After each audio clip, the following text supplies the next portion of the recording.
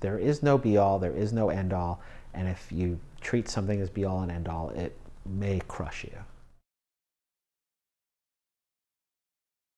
I don't want to sound like the guy, get off my lawn back in my time, blah, blah, blah. But you know what? These days, it's a lot harder to be successful, or it's a lot harder to live with success. Not to say that some of these problems didn't exist before, but the whole culture of, first of all, that everybody gets their 15 minutes, like for real. And usually it's longer than 15 minutes. And a lot of times it's for completely ridiculous reasons. So, people get success, and then there's so many more eyeballs on them, and so many more pressures put on them to be a certain way or act a certain way. And then there's there was in the past, there was this loss of privacy, and now there's a loss of privacy. And in the past, you could get, let's say if it was entertainment or even business, you could get a bad review in the LA Times. And now it's like anybody can log on to their computer and just spew hatred. So there's that aspect where there's like this extra special sauce added to, you put yourself in the public eye and you are absolutely going to get haters, period. And could be lots of them, and it could be like with the worst verbiage and just nastiness. So that's one of the pitfalls that was there before, but it's like worse now. So it really has become a be careful what you wish for, because if you're not ready for it, like the way I remember, I don't know if I made this up in my head after years and years and years, but I had heard that Paul Newman never read his reviews. He didn't care. It wasn't going to help him become a better actor. He knew that some of them would be bad, and he just didn't care to read them. And supposedly he was like quite happy, and him and Joanne Woodward, they didn't go to a lot of parties, or they didn't do that whole social scene. Anyway, point being that it's harder to kind of live below the radar than it used to be, even if you chose, if you're successful. Then there's just the other thing. It's sort of, we were talking a little bit at a different point about this, well, what's it all mean anyway? Like you get to that point where whatever your goal was, if you achieve it, especially if it's a financial goal, but even if it's a existential goal, then you achieve that. Now what? And a lot of people are not prepared for that. And a lot of people are not prepared for post-success goals.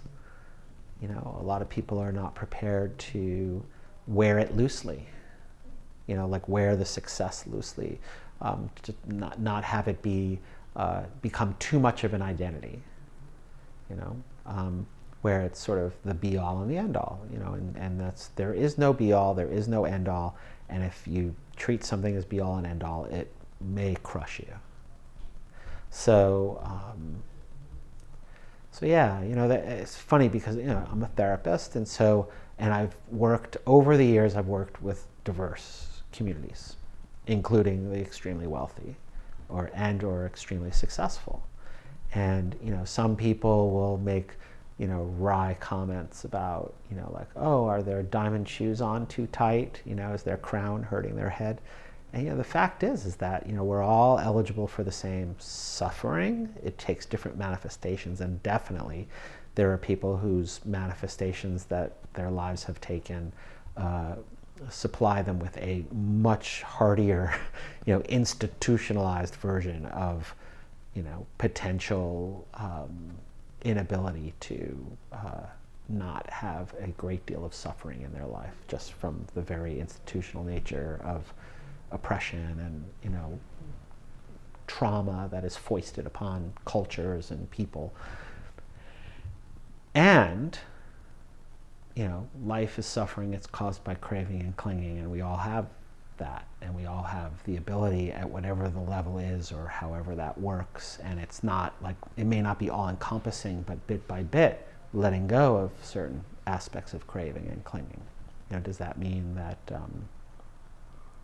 I don't participate? No, it means the opposite. It means I really participate.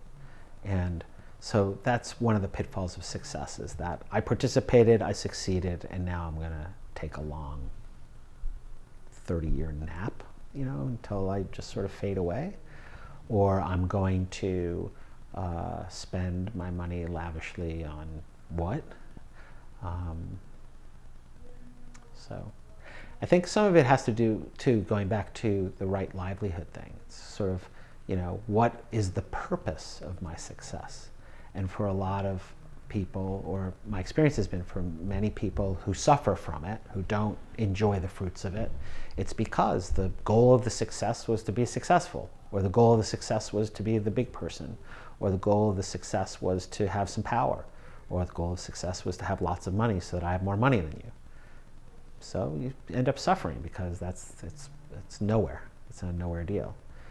But if the goal of the success was to be of service somehow, right?